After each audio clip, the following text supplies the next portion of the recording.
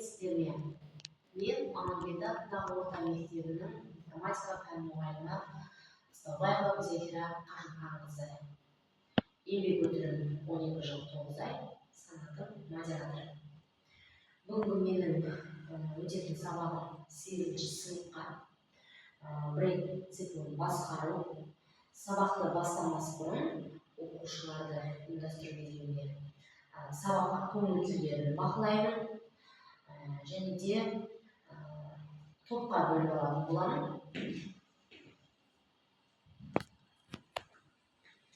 2 топқа бөлемін. Брейк континент Virtual платформасы арқылы оқушыларды топқа бөлемін.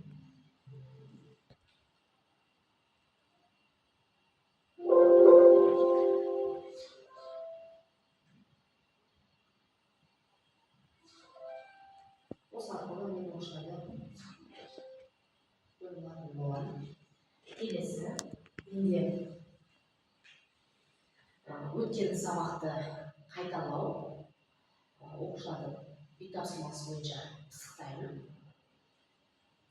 Бұл да платформа арқылы сұрақтар. Контент операторы цикл ішінде ағымдағы итерация үшін код бөлігін орындамай келесі қадамға көшеді. Бұның дұрыс-бұрыстығын анықтайды. Мен бұл сілтемені оқушылардың ұялы телефонын алдын ала жіберіп қоятын боламын. Және де екінші сұрақ, программа орындалғаннан кейін нәтижесін көрсет. Бұл жерде код берген, сол код арқылы бізге жұмыс жасап, балалар нәтижесін табатын болады. Программа орындалғаннан кейін нәтижесін көрсет.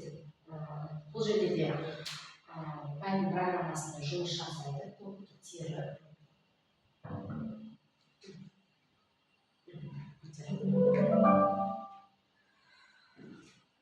Енді келесі үй тапсырмасын пысықтап болған соң, мен жаңа сабақты мақсатымен таныстырамын. Жаңа сабақтың тақырыбы брейк циклін басқару, оқу бағдарламасына сәйкес оқыту мақсаттары, цикл басқару нұсқаулығын қолдану, сабақтың мақсаты брейк пен контент нұсқаулықтары қызметіндегі негізгі ұқсастық пен айырмашылықтарын көрсетеді. Программа кодтардың нәтижесін талдайды, экранға шығатын программаны құрастырады.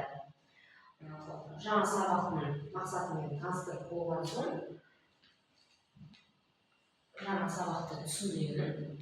Брейк белгілі бір қойылған шарт орындалуы мен қадамдағы цикл жұмысын бірден тоқтататын, программа жұмысын циклден шығарып, әрі қарай жалғастыратын цикл нұсқаулығы. Брейк мысалы теріс сан кездескенде цикл дереу тоқтайды. Континент шарт орындалғанда ағымдағы қадам өткізеді, цикл жалғасады. Цикл ешбір брейк болмастан аяқталса, қосымша әрекет орындалады. Және де қосымша оқушыларға жаңа сабақтан видео арқылы да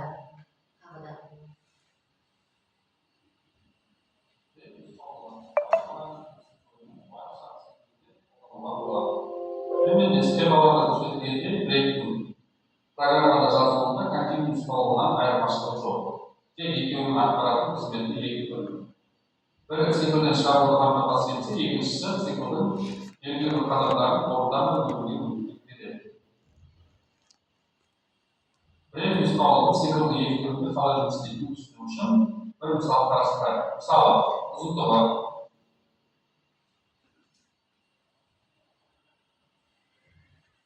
жаңа сабақты видео арқылы түсіндіріп болған соң, енді оқушылардың жаңа сабақты түсінгендігін білу үшін мен тапсырмалар арқылы біліп отырамын.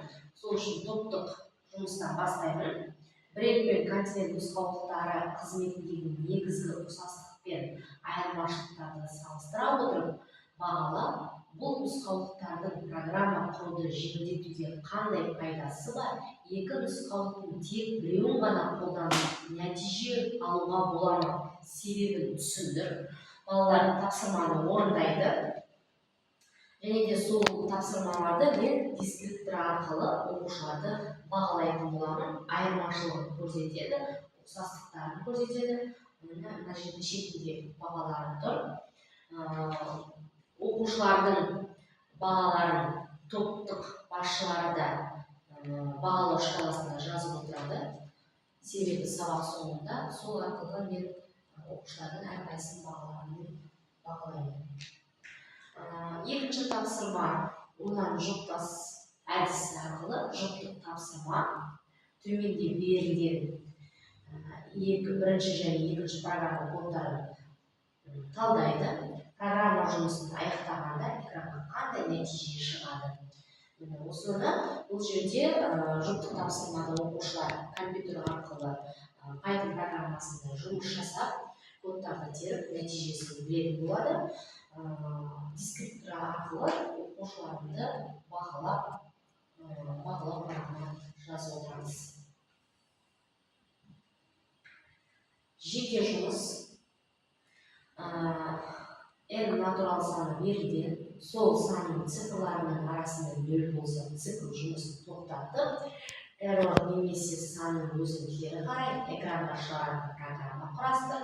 N натурал саны берілген, сол санның цифрларының арасында ең кішісін табатын блок сызбасын құрастыр. Есептік программасын кодын жаз. Оқушылар тапсырмаларды орындап, дескриптор арқылы бағалаймын. N натурал санын талдап, оның цифрларының арасында 0 бар жоғын анықтайды. Ең кішісін табатын блок сызбасын жасайды. Осы арқылы бағалаймын. Және де тапсырмаларды орындап болған соң, енді мен оқушыларды сабақтың түсінгенін, толық түсінгендігін мен бекіту тапсырмасы сұрақтар арқылы да біліп отырамын.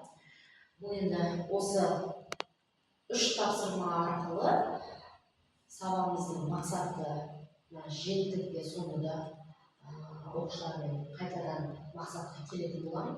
Бір контент нұсқаулықтар қызметінің медицинасының айырмашылығын көрсете алды, программа коды нәтижесін талдай алды, экранға шығаратын программаны құрастырды.